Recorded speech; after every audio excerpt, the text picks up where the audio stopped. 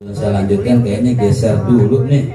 Nih nenek-nenek teman Ahmad sama apa berondong-berondong. Iya, mentang-mentang lagi gerimis hujan. Ayo geser dulu ini berondong-berondong. Geser. Nanti Habib Rizik bilang apa nanti kalau Habib Rizik? Ya yang berondong ayo geser. Geseran lagi geser ya. Jadi biar ini ya Ustadz Muhammad geser sama Muhammad. Biar yang belakang tuh bisa majuan tuh ya. Geser tadi. Ulangin lagi biar semangat ya. Assalamualaikum. Bismillahirrahmanirrahim. Alhamdulillahi rabbil alamin. Wassalatu wassalamu ala asyrafil anbiya'i wal mursalin Sayyidina wa maulana Muhammadin wa ala alihi wa sahbihi ajma'in, amma ba'd.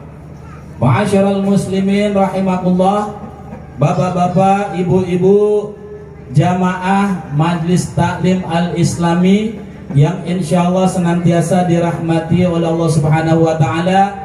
Tak lupa warga di sekitar RW 07 Kelurahan Keramat maupun RW 01 Kelurahan Paseban serta jamaah dari luar Kelurahan Keramat yang insyaallah senantiasa dalam lindungan Allah Subhanahu wa taala. Amin. Hadir tengah-tengah kita kakanda kami Al-Mukhtar Al-Mukarram wal Muhtaram Bapak Kiai Haji Muhammad Zaki LC. Kita doakan mudah-mudahan beliau senantiasa panjang umur. Amin. Juga ada adik kami yaitu Ustadz Muhammad Syafiq, ada Ustadz Abdullah, ada Ustadz Muhammad. Amin. Juga ada saudara-saudara kami yang lainnya.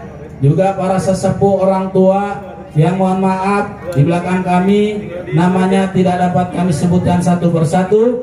Insya Allah beliau-beliau dalam lindungan Allah Subhanahu wa taala. Amin ya rabbal alamin. Adapun malam ini yaitu malam tawakuf, penutupan sementara Majlis Taklim Al-Islami yang insya Allah doakan akan diisi mauidhatul hasanah oleh imam besar kita Al-Habib Muhammad Rizik Syihab. Alhamdulillah.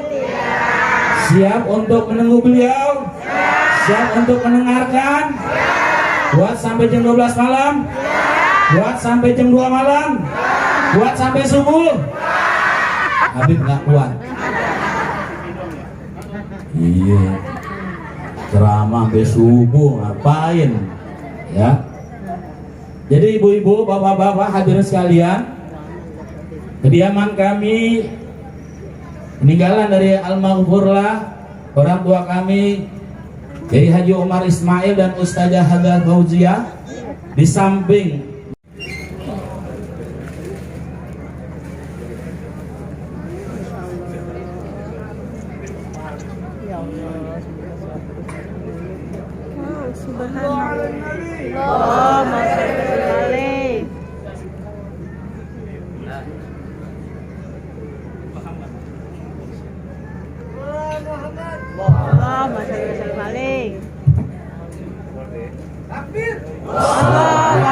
warahmatullahi wabarakatuh. Waalaikumsalam warahmatullahi wabarakatuh. Bismillah walhamdulillah wassalatu wassalamu ala rasulillah wa ala alihi wa sahbihi wa mawala. Ahiba'il kiram, fi hadhihi al-munasabah as-sa'idah وبمثل هذا الاجتماع المبارك لا أنسى أن أوصيكم جميعا بتقوى الله وبطاعة رسول الله صلى الله عليه وسلم.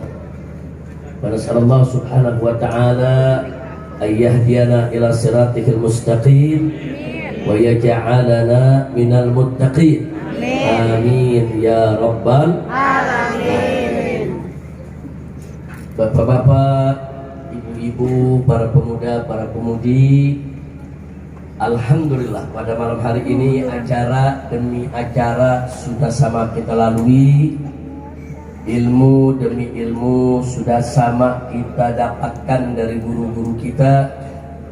Qasidah demi qasidah memuji Allah dan Rasulnya juga sudah sama kita dengarkan. Mudah-mudahan semua itu menjadi penyebab turunnya rahmat, barakah dan maghfirah. Amin ya rabbal Alamin. Sebagaimana sama kita maklumi bahwa pada malam hari ini kita kumpul di tempat ini dalam rangka tawakufan sementara Majelis Taklim Al-Islami sehubungan sebentar lagi masuk bulan Ramadan.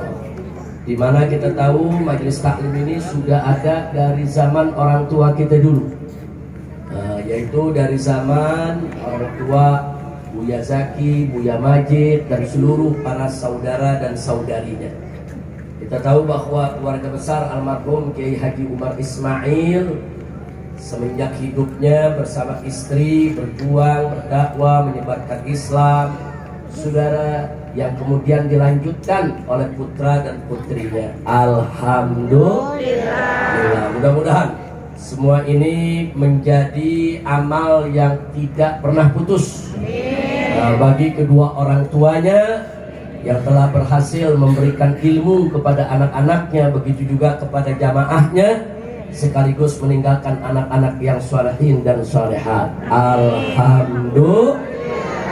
Tidak saya sebutkan satu persatu, sama kita tahu itu putra putri daripada almarhum Kiai Haji Umar Ismail maupun almarhumah Ustadzah Haja Fauziyah. Itu semuanya ada 15 orang, yang 2 sudah kembali kepada Allah, tapi yang lainnya semua sampai yang paling kecil tadi Muhammad, kita bisa lihat aktif di majelis-majelis, pandai membawakan juga qasidah. Mudah-mudahan seluruh keluarga besar daripada almarhum Kiai Haji Umar Ismail senantiasa diberikan oleh Allah Subhanahu wa taala perlindungannya. Semua diberikan panjang umur dalam taat dan ibadah, panjang umur dalam kamal sihah wa tamamil afiyah. Amin ya rabbal alamin. Nah, Bapak Ibu yang saya cintai, tentu melalui daripada acara ini, sambutan ini, saya sampaikan apresiasi penghargaan kepada segenap keluarga besar daripada almarhum Kiai Haji Umar Ismail yang sampai saat ini terus melanjutkan dakwah perjuangan daripada kedua orang tuanya, dan mudah-mudahan semua langkah perjuangan dakwanya diberikan kemenangan oleh Allah Subhanahu wa taala. Ahibahil kiram, saya datang kemari sebetulnya hanya untuk menghadiri. Saya datang bukan sebagai penceramah, bukan sebagai pengkhutbah. Saya datang ingin ikut tabarrukan dari acara ini. Maka itu begitu Buya Majid menyampaikan Habib kita mau tawakufan, mudah-mudahan insya Allah saya bisa datang. Hari ini sebetulnya dari pagi sampai sore tadi acara saya begitu padat, begitu lelah. Tapi mengingat bahwa majelis ini penuh berkah peninggalan daripada Kiai Haji begitu almarhum Kiai Haji Umar Ismail, saya mencoba untuk mensempatkan diri. Mudah-mudahan kumpulnya kita di sini insya Allah akan mendapatkan manfaat buat kita semua. Amin ya rabbal alamin. Ibu bapak, baiklah, saya sudah ada di sini.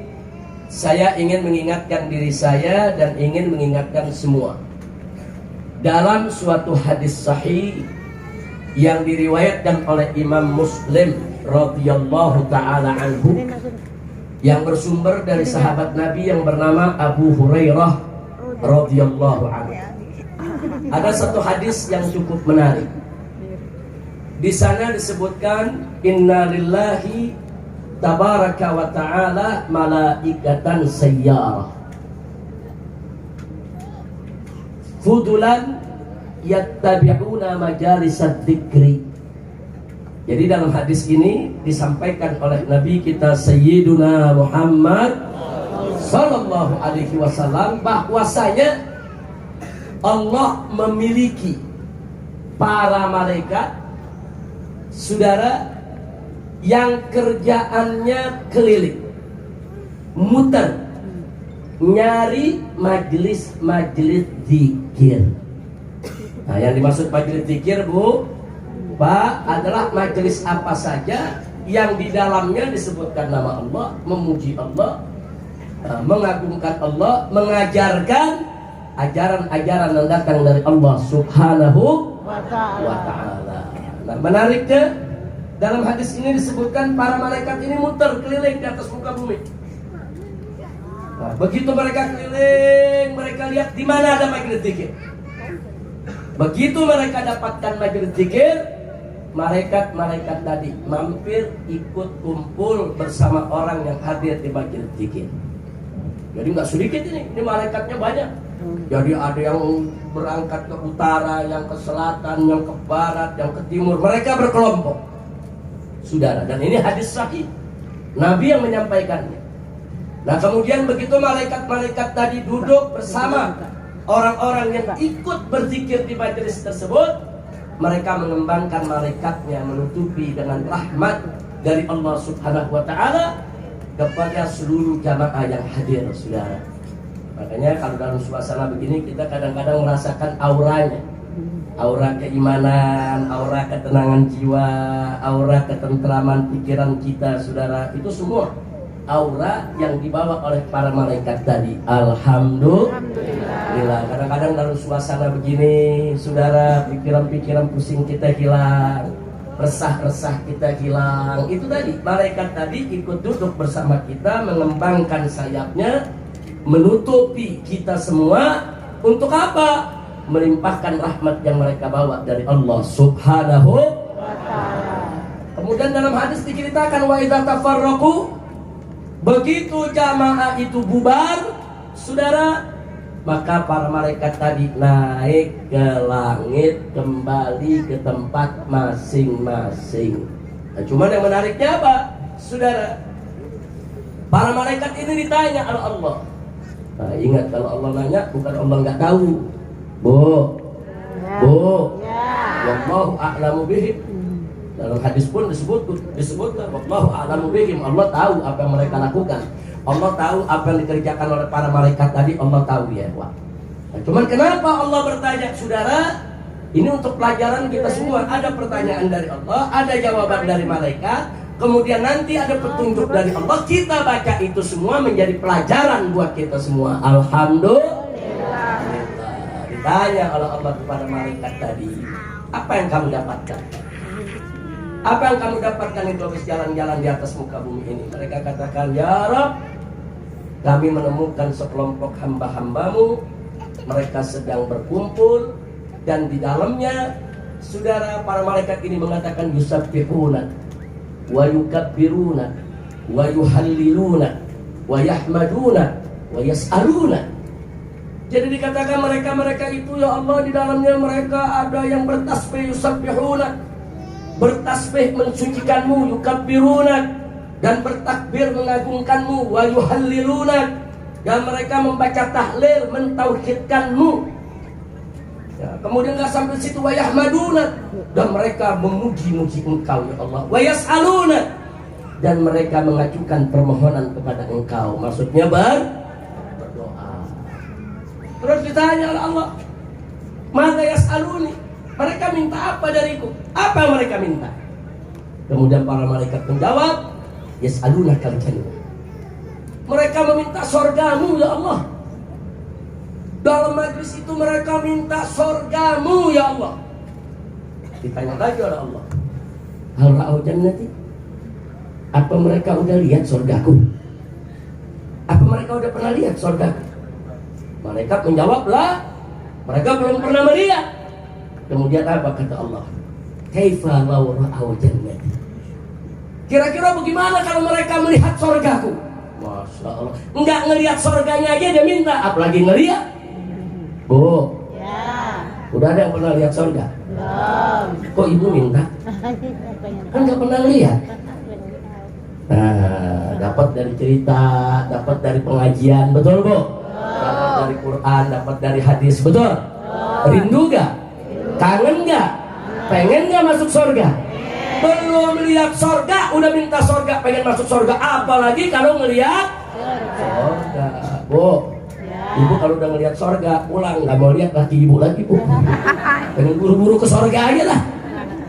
Saking apa? Saking indahnya surga, nikmatnya surga. Jadi Allah mengatakan kepada malaikatnya, lihat, aku punya hamba.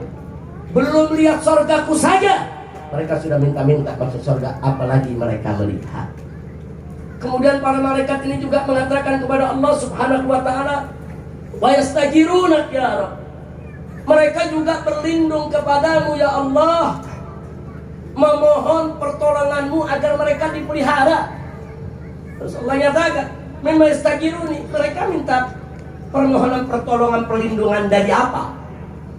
Maka dijawab oleh para malaikat, menarik ya Rabb, mereka berlindung mohon pertolonganmu daripada api neraka. Mereka takut dengan nerakamu. Terus Allah tanya lagi, hara'aunan, apa mereka udah lihat aku punya neraka? Lah ya Rabb, mereka belum pernah lihat. Terus apa kata Allah? Kaifa law ra'auna, bagaimana kalau mereka lihat nerakaku? Enggak ngelihat nerakaku saja mereka udah takut masuk neraka, bagaimana mereka lihat? Masya Allah, Bu, Ya. takut gak masuk neraka? Jujur semua, takut gak masuk neraka? Pernah lihat neraka? Belum.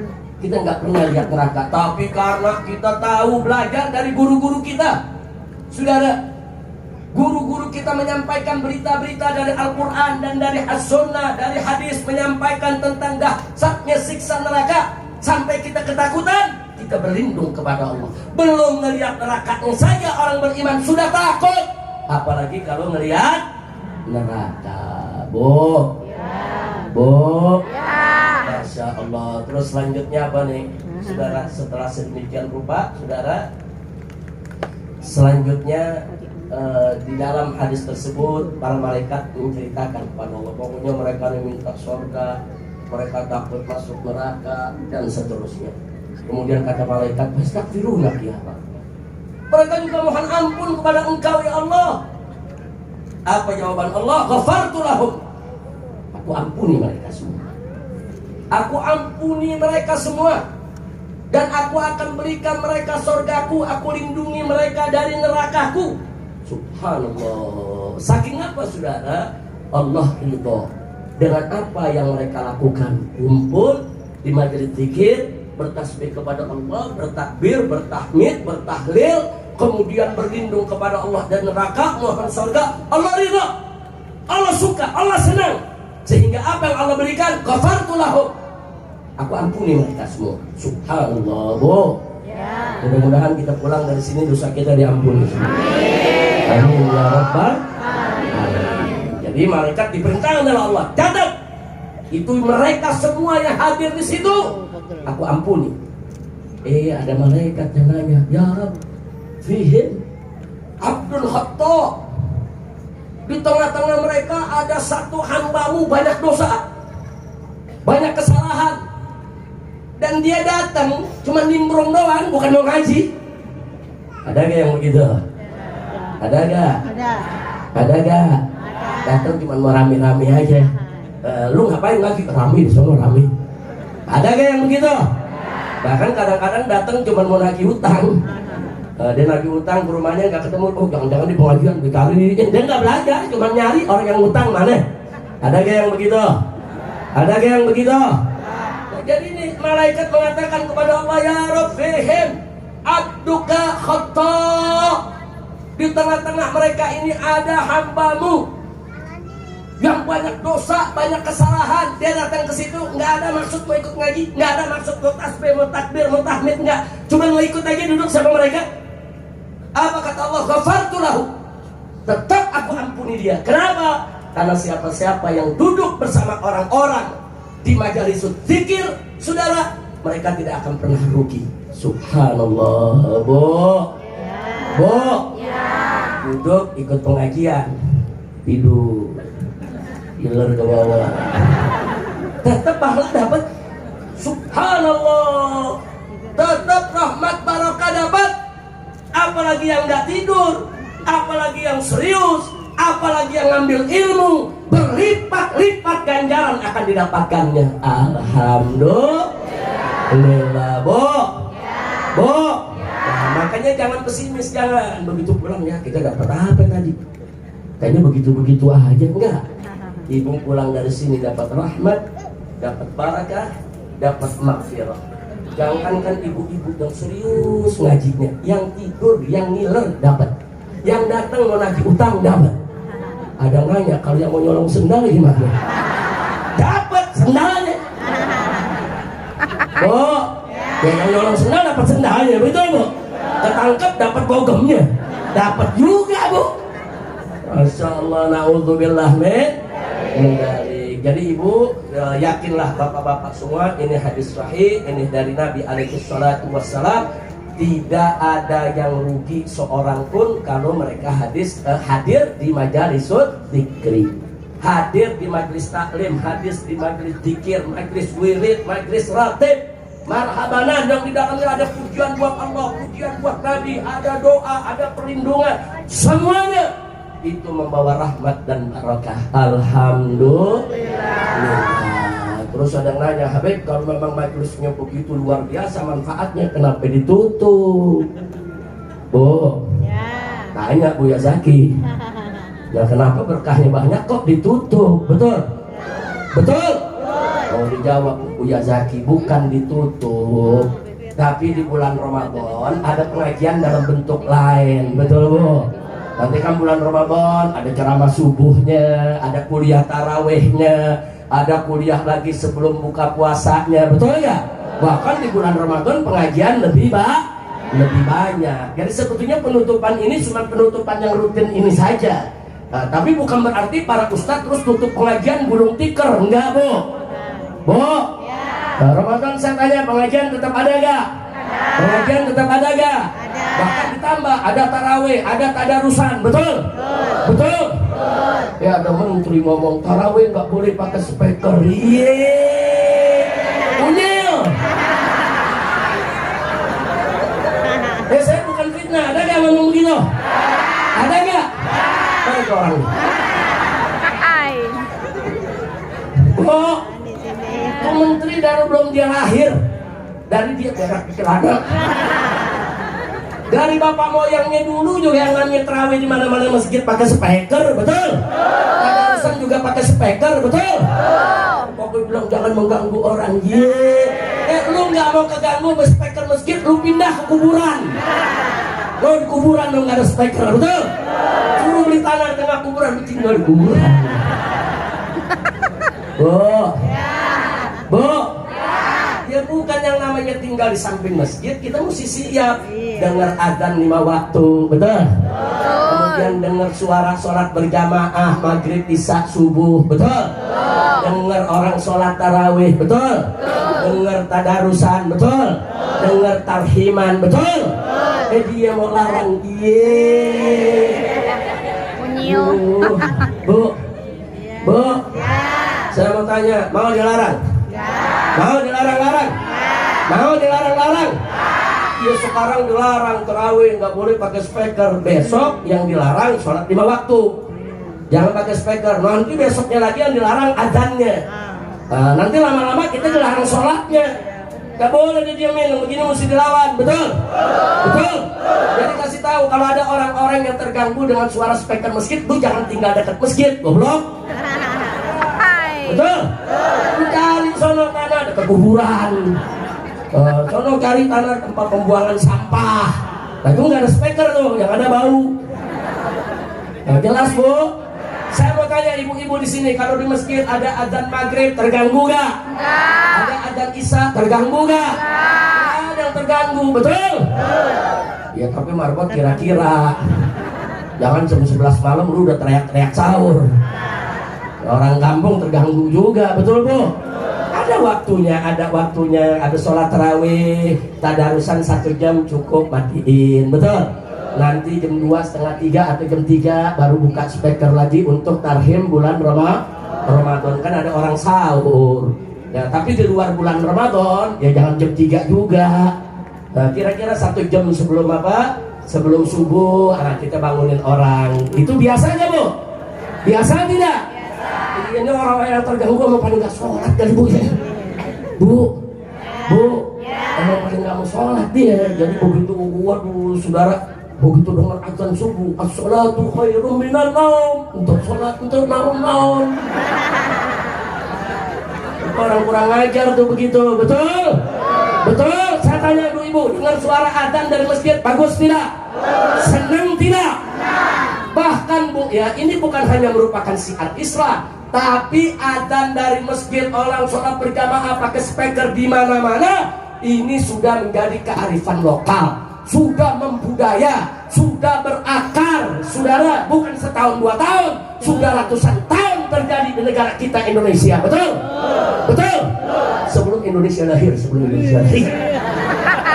bukan sebelum ke menteri, Indonesia belum lahir, adzan di masjid sudah ada, betul? Betul? Itu jatuh sorban gua. Bukan semangat Bu, bongkelak. Ya Bu, kan kita kan bulan Ramadan disuruh sabar Bu ya. Tapi dipancing-pancing. Makanya sebelum Ramadan gua marah dulu dah. Masya Allah, biar masuk Ramadan gak marah lagi Bu ya. Bu, di pojok bilang, lu di penjara lagi lo. Urusan lu buka puasa di Mabes Polri lagi lo. Jangan nyumpain begitu Bu. Nah, biar selamat dunia akhirat, amin. Ibu dulu zaman Belanda Bu, zaman penjajahan Bu ya, itu pernah ada larangan menggunakan speaker. Itu di Banten ulama-ulama marah. Bergerak dengan santri-santrinya, diserang Belanda, perang. Gara-gara dilarang adzan. Tapi sekarang mau begitu nih. Tapi sekarang mau begitu nih. Hati-hati kalau ulama udah kasih komando pakai ngelarang speaker. Betul? Nah, cuman memang pengurus masjid pakai speakernya harus teratur, jangan sembarang. Nah, di waktu-waktu yang lagi nggak ada sholat, nggak ada pengajian, nggak ada apa-apa, ya jangan pakai speaker. Betul gak Bu? Betul gak? Nah, sekarang yang namanya adzan syiar Islam sudah menjadi kearifan lokal. Mau dilarang-larang, giliran dangdutan lu demen, nggak ada larangannya. Betul? Betul? Giliran kita protes dangdutan, apa mereka bilang? Itu kan kearifan lokal. Yeay. Giliran dia punya, kita protes, bilang kearifan lokal. Ada organ tunggal di samping musola, kita protes, ini kearifan lokal. Ada jaipongan, kita protes, ini kearifan lokal. Giliran adzan pakai speaker, dilarang. Yeay, kesel banget ah. Kita ceramahnya sampai di sini ya kita. Daripada gue marah-marah terus. Bu, Bu, ini kan banyak gara-gara marah-marah terus. Masya Allah, mudah-mudahan lah yang begitu-begitu yang ganggu umat Islam cepat mati dah. Amin. Amin. Ada lagi di Bali. 1 Ramadan besok bebarengan sama hari Nyepi. Saudara, di sana diserukan umat Islam malam pertama nggak boleh sholat tarawih di masjid. Katanya toleransi. Toleransi itu Bu, mesti dari kedua belah pihak. Bukan kita disuruh toleransi, dia seenaknya. Lu nyepi-nyepi, gue mau sholat. Betul tidak? Betul tidak? Islamnya agama yang paling toleransi. Mari kita lihat. Dulu pernah lebaran bareng sama hari Natal, betul? Apa ada orang Kristen kita larang Natal? Apa ada? Orang Kristen, kita lagi lebaran, lu awas lu Natal. Ada begitu? Gak ada saudara. Orang Kristen mau Natal silahkan, mau ke gereja silahkan, mau nyanyi-nyanyi di lebaran silahkan, itu hak mereka. Enggak, kita nggak ganggu. Kita lebaran, kita sholat Idul Fitri, saat itu mereka Natalan, enggak ada ribut, betul? Betul? Indah tidak Islam? Indah tidak Islam? Indah saudara. Kenapa jadi sekarang saudara di Bali dia mau nyepi umat Islam nggak boleh sholat tarawih di masjid? Lu pikir negara punya lu sendiri? Kira-kira jelas gak? Ini gara-gara ngomong ini buzzer lagi pada ngerekam nih bangsa. Buzzer ngerekam. Habis direkam dikasih judul Habib Rizik intoleran. Dia kasih lagi judul Habib Rizik menyerang Hindu Bali. Habib Rizik ini radikal.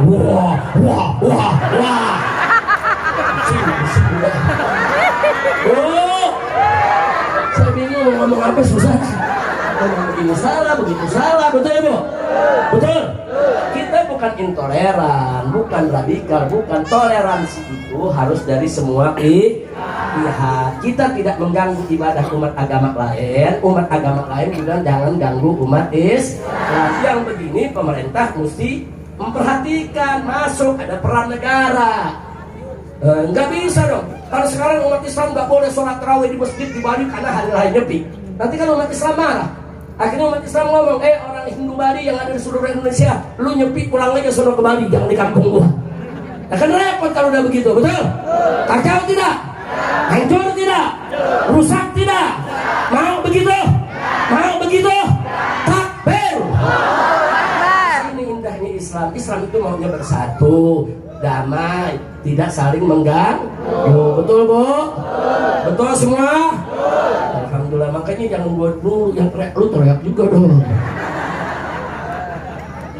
Lagi juga, habis berisik lagi ngomong. Lu pasar bukan lu? Pokoknya gue kalau ada yang norok-norok begitu udah curiga aja dah. Jangan pasar nih. Di sini sih senyum kita habis. Sampai di rumah edit nih. Dia yang muka kita dibikin kayak capung. Aduh, kacau gak Bu? Basar kacau gak? Ini sekarang Basar lagi kehilangan kerjaan. Lagi bingung pada mudah-mudahan insya Allah umat Islam selalu menang. Amin. Ya Rabbal. Bulan puasa memang bulan sabar, tapi umat Islam jangan dipancing. Jangan dong, umat Islam gak boleh dipancing-pancing. Kita pengen bulan Ramadan, saudara, kita ibadah, kita taat, kita puasa, kita sholat, betul? Betul. Nah, tapi jangan dipancing-pancing umat Islam marah. Jangan lupa bulan Ramadan itu juga bulan jihad, Bu. Dulu Nabi pertama kali perang bertempur, perang Badar itu pada bulan Ramadan. Siapa bilang bulan Ramadan nggak boleh amar ma'ruf nahi munkar? Siapa bilang bulan Ramadan nggak boleh jihad, saudara? Nabi udah berikan bukti, Nabi berikan contoh. Perang Badar terjadi di bulan Ramadan. Kira-kira jelas gak Bu? Jelas gak Bu? Iya, ini memang di negeri kita nih kadang-kadang bulan Ramadan dipolitisasi. Nah, ini umat Islam nih bulan Ramadan mesti sabar, gue curangin loh. Ntar pengumuman yang menang pilpres bulan Ramadan. Begitu kita memarah, Ramadan. Ayo lu siap-siap aja lah. Makanya sekarang belum diumumin, dia nunggu Ramadan. Betul? Ayo udah diumumin belum? Kapan mau diumuminnya? Ramadan. Begitu diumumin dengan kecurangan umat marah, Ramadan. Nah, Ramadan. Sabar. Ayo, betul ya Bu? Nasib dah. Masya Allah, enggak begitu saudara. Walaupun bulan Ramadan kita tetap wajib untuk berdakwah, wajib untuk berhisbah, wajib untuk amar ma'ruf nahi munkar, wajib untuk melawan kezaliman, wajib untuk melawan kecurangan, wajib untuk melawan kebatilan. Jangan mentang-mentang Ramadan saudara, orang mabuk depan musola, sabar, Ramadan. Pala lu menyan. Ya ada orang mabuk depan musola, ya gebuk, betul. Bubaran ada judi di kampung-kampung kita, betul. Tetap wajib saudara mencegah kemungkaran. Jangan mentang-mentang Ramadan kemudian gak ada amar ma'ruf nahi munkar. Orang seenak-enaknya memaksiat. Nauzubillah min dzalik. Bu, kadang nanya, emang Habib kalau bulan Ramadan banyak yang maksiat, kan setan diikat. Benar. Ayo setan diikat gak? Setan dibelenggu. Nah, kok ini banyak yang mabok-mabokan? Ya dia setannya. Bahkan Allah dinyatakan dalam Al-Quran, setan itu apa? Minal jinnati karena saudara, setan dari jin diikat, setan pala ikat enggak diikat. Kira-kira jelas gak setan pala hitam? Tahu gak setan pala hitam? Banyak gak setan pala hitam? Itu dia saudara, hawa nafsu itu saudara yang dimiliki manusia di bulan Ramadan itu tetap ada. Justru kita disuruh puasa dalam rangka melatih hawa nafsu, mengendalikan hawa nafsu. Kalau kita 1 bulan melatih hawa nafsu kita, menahan diri dari hal-hal yang halal, makan halal, minum halal, berhubungan dengan istri halal, tapi di bulan Ramadan siang hari semua kita dilarang. Nah kenapa? Kita dilatih menahan diri dari yang halal dengan tujuan supaya nanti lepas bulan Ramadan kita lebih mampu menahan hawa nafsu dari yang haram, saudara. Makanya bulan Ramadan itu pelatihan buat kita semua. Nah, kalau bulan Ramadan kita bisa menahan diri dari minum yang halal, kita bisa menahan diri daripada makan yang halal. Masa sih setelah Ramadan kita nggak bisa menahan diri dari khamr yang haram, dari zina yang haram, dari mencuri yang haram, dari judi yang haram. Nah, jadi Ramadan itu pelatihan buat kita semua. Makanya yuk sambut bulan Ramadan isi dengan aneka ragam amal ibadah, insya Allah. Jadi kalau ada di antara kita bulan Ramadan tetap maksiat, itu pertanda hawa nafsunya besar. Kalau bukan bulan Ramadan kita masih nggak bisa bedain, nah hawa nafsu ke setan. Siapa yang goda? Hawa nafsu ke setan. Tapi begitu masuk bulan Ramadan, keinginan maksiat kita besar, berarti hawa nafsu kita yang besar. Berarti syahwat kita yang tidak terkendali. Kenapa? Setan diikat dan dibelenggu, saudara. Nah, kalau kita sudah tahu sedemikian rupa, itu berarti sudah lampu kuning. Hati-hati. Kalau hawa nafsu kita tidak terkendali, kalau hawa nafsu kita begitu besarnya sampai setan diikat, tetap saja hawa nafsu menguasai kita, saudara, maka kita derajatnya akan lebih rendah daripada binatang. Na'udzubillah min dari kira-kira jelas tidak? Jadi saya mau tanya nih anak-anak muda di sini nih, di bulan Ramadan kalau ada yang mabok-mabokan, saudara, biarkan atau lawan? Biarkan atau lawan? Biarkan atau lawan? Kalau ada yang ganggu-ganggu tetangga, biarkan atau lawan? Kalau ada yang judi, biarkan atau lawan? Kalau pengumuman curang, pengumuman apa ya? Gue belum ngomong, gue lawan-lawan aja. Nah kalau pengumuman naik ke kelas kan itu April, naik kelas April. Bu, memang orang di sini nih kayak petasan banting. Dilempar meretuk, dibentar meretuk, itu petasan banting loh. Ya, yang penting Bu, kita tetap bersatu. Kezaliman, kecurangan harus kita lawan. Betul? Betul? Kita siap menerima hasil pilpres. Kita siap ridho, kita siap hormati siapapun yang menang, tapi harus jujur, tapi harus karena jujur adil itu satu, itu ajaran agama, khususnya ajaran Islam. Yang kedua itu amanat konstitusi. Dalam Undang-Undang Dasar 1945 disebutkan, saudara, bahwa negara ini wajib menggelar pemilu yang luber dan jurdil. Luber itu langsung, umum, bebas rahasia, serta jujur dan adil. Ini amanat konstitusi. Jadi kalau ada perangkat negara mau coba-coba menggelar pemilu yang tidak adil, berarti dia sudah melanggar konstitusi. Nah sekarang ada yang nunjuk curang, ada lagi yang nunjuk enggak curang. Nah, terus menyelesaikannya bagaimana, Bu? Bu, yang kalah teriak-teriak curang, curang. Yang menang enggak, gue nggak curang. Ayo, betul, betul, betul. Nah, beresinnya bagaimana, Bu? Nah, cara ngeberesinnya ada 3 jalan. Mau tahu gak? Mau tahu gak? Nanti habis Ramadan. Kan gue bilang gue bukan penceramah. Nah, apa sekarang, Bu? Sekarang, Bu? Mau tahu? Betul? Biar tidur pulas. Alhamdulillah, ada 3 jalan menyelesaikan persoalan tadi. Yang pertama, melalui jalur hukum. Itu pertama, ada aturannya, saudara. Nah, jalur hukum itu harus diselesaikan di Mahkamah Konstitusi. Ada pamannya.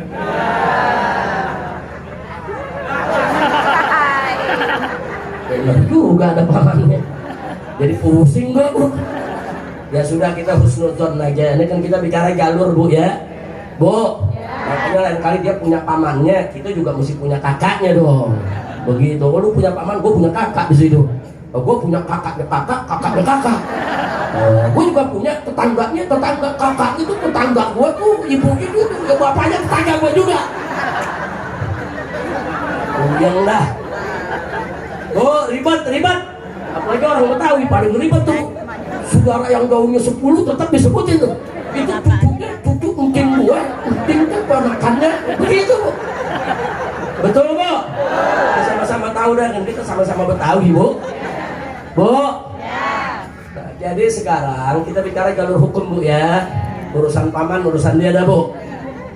Jadi jalur hukum itu, saudara yang merasa dicurangi, kumpulkan bukti sebanyak-banyaknya dengan data yang akurat, tidak terbantahkan untuk diajukan ke Mahkamah Konstitusi.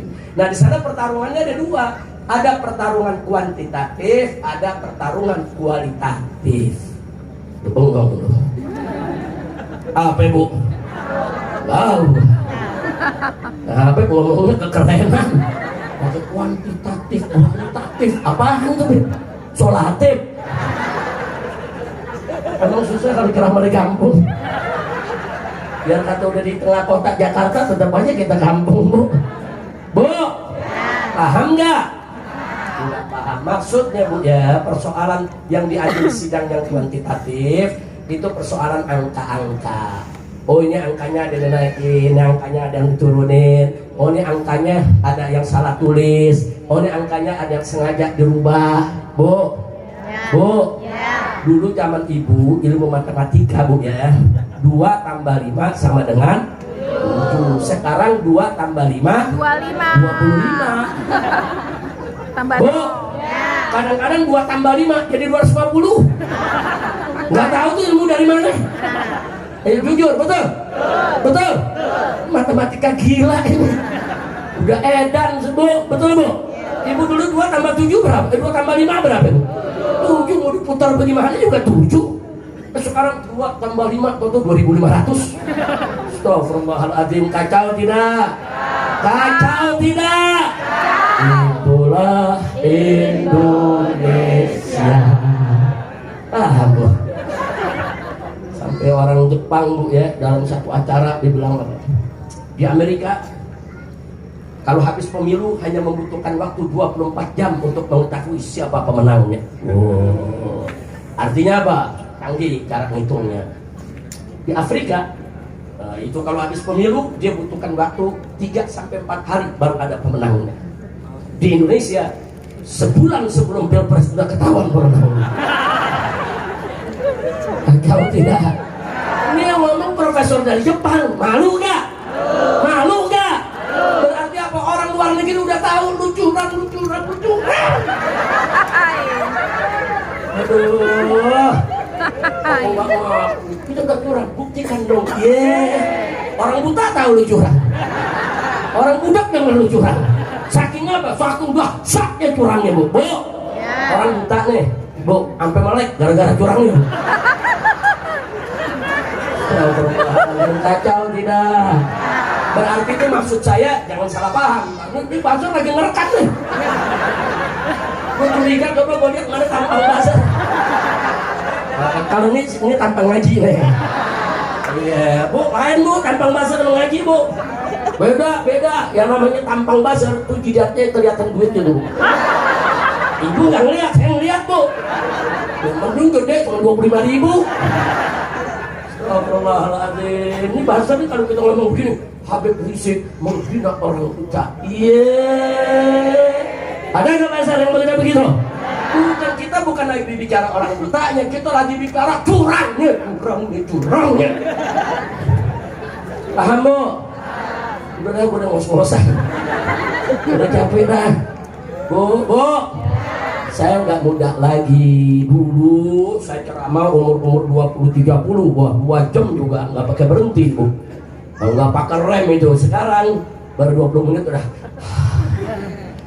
udah Bu ya. Bus,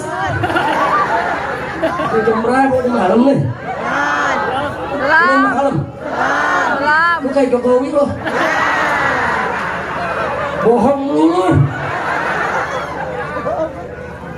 Dia bukan malam, lu bilang belum kan lu bohong. Siapa?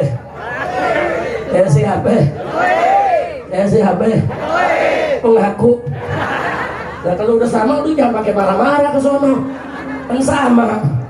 Masya Allah Bu. Nah jadi yang saya maksudkan di sini Bu, sekali lagi yuk, semua mesti jelas bahwa untuk menyelesaikan kecurangan tidak usah ribut. Yang merasa dicurangi atau yang yakin tidak curang, ayo sama-sama ke Mahkamah Konstitusi. Jadi Yang merasa dicurangi, ya bawa buktinya. Yang merasa tidak dicurangi, ya jangan menghalang-halangi Mahkamah Konstitusi. Kalau memang ente bersih, ente nggak salah, mesti berani dong ngadepinnya. Pertanggungjawabkan dong, betul? Betul. Dan kita minta Mahkamah Konstitusinya wajib jujur dan adil. Setuju? Yang kedua lewat jalur politik. Apa itu jalur politik? Lewat DPR, bukan lewat pengadilan. Nah, apa itu namanya? Hak angket. Bu, apa sih itu angket, Bu?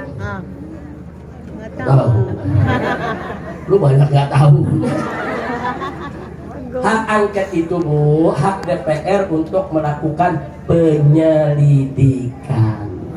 Apa betul Pilpres 2024 itu curang? Apa betul curangnya itu TSM, terstruktur, sistematis, dan masif, Bu. Nah, itu diselidiki oleh DPR. Nah, dalam penyelidikan itu DPR punya hak untuk panggil pejabat. Bisa manggil KPU, bisa manggil Bawaslu, semua bisa dipanggil oleh DPR. Dalam rangka apa? Menyelidiki. Dan semua partai terlibat. Silakan periksa, baik yang membela maupun yang menentang sudah. Jelas gak, Bu? Nah, nanti kalau sudah diselidiki ternyata hasilnya benar, ada kecurangan, buktinya akurat. Nah, di sana ada hak interpelasi. Oh, apa interpelasi? Oh. Interpelasi itu, Bu, DPR berhak panggil presiden, pertanggungjawabkan kecurangan-kecurangan tersebut kalau terbukti lewat angket. Kalau nggak terbukti ya selesai, nggak ada masalah, berarti presiden nggak salah. Kalau tidak terbukti, nah kalau terbukti presiden dipanggil, presiden nggak mau datang, ditangkap sudah. Itu aturan. Dia mesti mempertanggungjawabkan. Jawab, ini ada temuan-temuan seperti ini, ini ada bukti-bukti seperti ini. Bagaimana pertanggungjawabannya? Nah, puncaknya ada HMP. Apa itu HMP? Hak menyatakan pendapat. Tiap fraksi maju ke depan menyampaikan apa kesimpulannya. Oh, maju nih satu partai A katakan, setelah kita melalui angket, interpelasi dan lain sebagainya, kami yakin kecurangan itu ada dan kami minta presiden diberhentikan. Nah, amin-amin gitu. Gue belum baca doa nih. Dia suka ngerebut, Bu. Nah, kemudian nanti fraksi yang berikutnya setelah kami periksa ternyata kami nggak menemukan itu bukti-bukti kecurangan. Enggak, presiden nggak salah. Jadi menurut kami presiden tidak boleh diberhentikan. Nah, ini kan fraksi banyak nih, ada 9, masing-masing mengemukakan pendapat mana yang lebih kuat. Itu namanya HMP. Nah, kalau HMP ternyata semua sepakat presiden harus diberhentikan, apa bisa langsung berhenti? Nggak bisa. Oh, langsung ke MPR sidang istimewa. Dulu bisa begitu. Dulu, Bu, kalau DPR udah sepakat, bawa ke MPR sidang istimewa, berhentikan itu presiden. Dan itu terjadi dulu zaman Gus Dur. Makanya Gus Dur diberhentikan. Sekarang udah dirubah aturannya. Kalau sudah semua sepakat presiden harus diberhentikan, nggak boleh langsung ke MPR. Kemana dulu? Dibawa ke MK lagi. Ada komandan lagi. Buyang. Lu buyang nggak? Gimana lu buyang? Gue dari kemarin lu buyang. Kalau dulu enak, Bu, langsung bawa MPR, berhentiin, selesai. Sekarang nggak bisa, bawa dulu ke MK. Karena dianggap ada ini keributan antara dua lembaga tinggi negara. Lembaga eksekutif, kepresidenan, dan lembaga legislatif DPR. Jadi perlu ada lembaga tinggi yudikatif, yaitu Mahkamah Konstitusi yang menengahi, yang memutuskan. Kalau MK memutuskan, oh ya benar terjadi pelanggaran, baru naik ke MPR. Sidang istimewa digelar, presiden diberhentikan. Repot gak, Bu? Kalau MK bilang, oh nggak bisa, ini tidak akurat, ini buktinya nggak kuat, nggak boleh dibawa ke MPR, selesai. Jasa paman. Udah repot, udah akan pakai jasa paman, Bu. Anak kecil aja boleh jadi cawapres, emang jasa siapa? Jasa paman. Makanya lu paman yang bener. Lu pulang bilang ada paman jadi hakim deh, jadi apa deh. Kira-kira jelas gak bu? Jelas gak? Nah itu sebetulnya cara menyelesaikan, gak perlu ribut. Yang penting DPR-nya adil, MK-nya juga adil. Nah saya berharap begitu, jadi gak usah ribut. Tapi kalau MK-nya tidak jujur, tidak adil, DPR-nya gak dipercaya lagi oleh rakyat, ada jalan ketiga. Apa jalan ketiga? Ekstra parlementer. Apa bu? Bu? Makanya nih hari pokoknya ibu-ibu di sini mesti pinter politik semua. Amin. Ibu pulang dari sini ngadu ke suami, kita habis dapat pelajaran S2 dan habis bersih. Jadi sarjana semua, insya Allah. Bu, ekstra parlementer maksudnya perjuangan di luar parlemen. Apa tuh? Rapat jalanan. Apa tuh? Sidang rakyat. Apa tuh? People power. Apa tuh?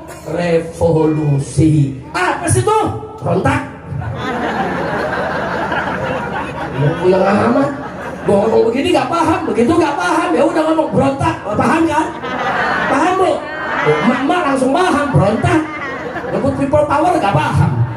Ekstra parlementer gak paham bu. Kalau berontak, udah artiin sendiri dah. Tahu berontak. Jadi jangan sampai rakyat berontak, jangan sampai ada kerusuhan, jangan sampai ada kegaduhan. Segeralah selesaikan secara adil dan jujur. Nggak boleh kita kalau ada keributan semua rugi bu. Rugi nggak? Dari minyak susah bu, belum ribut aja beras susah, belum ribut tuh, belum ribut. Apa lagi ribut? Udah jangan kata cari beras, cari gabah juga susah. Betul bu? Nah makanya kita jangan ribut. Setuju gak? Setuju gak? Nah, baik, sebelum saya akhiri saya mau kasih kabar gembira. Mau gak? Lu gembira dulu dong, gembira. Kayak pelawak lu ah. Belum cerita udah gembira. Saking apa bu? Saking semangat berjuang, betul? Takbir! Takbir! Nah, bu, saya lagi semangat. Yang kemarin pada ngezolimin kita bu. Bu, kemarin kan bu banyak tuh yang ngezolimin kita bu. Sekarang dia media pada ribut. Syukurin. Main buka-bukaan borok, alhamdulillah. Main buka-bukaan rahasia, alhamdulillah. Udah gitu apa bu? Nih dulu dia zolim sama kita orang. Sekarang dia kalah zolim, memang lawannya. Sampai dia ngomong apa? Dulu kita curang, kok sekarang kita dicurangin? Buaya ketemu buaya. Bu, kalau buaya sama buaya lagi ribut, gelar tikar, taruh kopi, nonton. Betul? Setuju? Ngapain kita ikut-ikutan? Betul? Yang mau ribut, buaya. Ini buaya ribut semua. Nah, udah gitu buaya yang satu pakai ngomong, rakyat Indonesia kita terzalimi. Nah kemarin lu zalim, betul? Sekarang lu dizalimi. Al-jaza min jinsil amal, saudara. Dia dulu menzolimi orang, sekarang dia dizolimi. Rasulin. Betul gak bu? Betul gak? Ada yang ditangkap, pakai nangis. Gue ditangkap gak nangis. Betul? Betul? Polisi mau bor-bor di ngapain dia pakai? Gak ada, betul bu? Kita ditangkap bukan memperkosa, bukan narkoba, bukan koruptor, betul? Takbir! Sekarang mereka lagi dibuat tangkap-tangkapan. Alhamdulillah. Alhamdulillah. Ini rezeki dari Allah. Makanya lu tenang dulu. Lu jangan emosi, tenang dulu, tenang. Biar dia ribut, dia dulu. Ada yang nanya, Habib, apa hukum adu domba? Jawab saya, haram. Apa hukum adu manusia? Apalagi haram. Apa hukum adu setan tadi?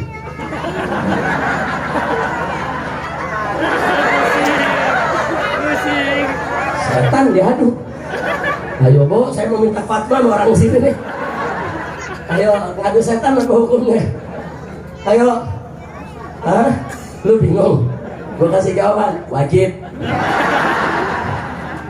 Bu, ada koruptor sama koruptor, kita adu, saling buka rahasia. Alhamdulillah. Kira-kira jelas gak? Ayo saya mau tanya semua, ujian sebelum berakhir, karena kita mau Ramadan, ada ujian malam ini. Ya jawab ya semua. Hukum adu domba apa? Nah, semangat. Hukum adu domba apa? Hukum adu orang. Hukum adu manusia. Hukum adu setan. Serem banget tuh. Udah paham kan? Jangan nanya lagi setannya yang mana, Beb? Lu cari sendiri. Begitu gue sebutin, pulang dari sini gue langsung ditangkap. Urusannya besok buka puasa di penjara lagi. Jelas gak? Udah tahu setan. Nah, sekarang kalau setan sama setan lagi berantem, pisahin jangan. Jangan. Jelas, saudara, yang namanya setan itu, Bu, minal jinnati. Nah, saudara, siapa aja itu setan? Orang yang menghina Islam itu setan. Orang yang menghina Allah dan Nabi-Nya itu setan. Orang yang merusak agama itu setan, saudara. Orang yang korupsi bikin rakyat sengsara, pekerjaan di mana-mana hilang, itu lapangan kerjaan, itu adalah adu setan. Alhamdulillah, lulus semua. Ya, jadi Buya Majid ini lulus semua, Bu ya. Jadi nanti begitu pembukaan ajaran baru naik kelas semua, Bu ya. Kita coba begitu, Bu ya. Mudah-mudahan manfaat untuk kita semua. Dan ini saya mau tanya, siap berjuang tidak? Siap berjuang tidak? Jangan pernah putus asa dalam perjuangan.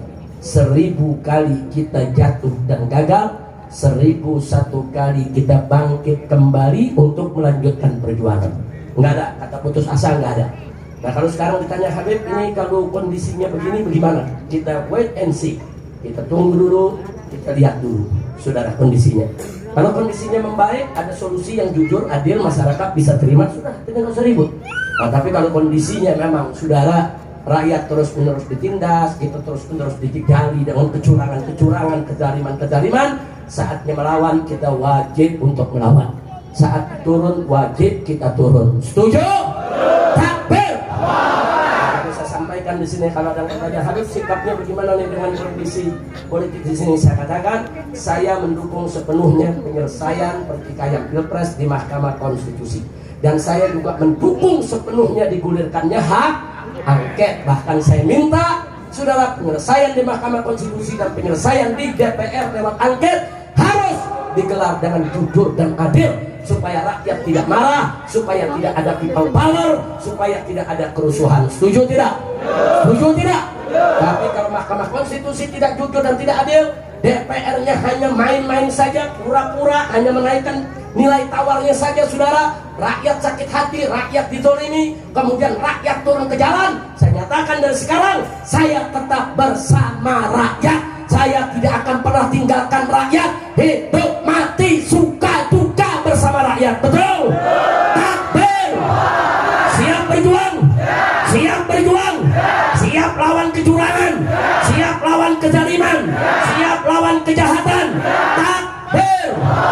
Sallu ala Nabi. Allahumma salli ala sayyidina Muhammad. Wa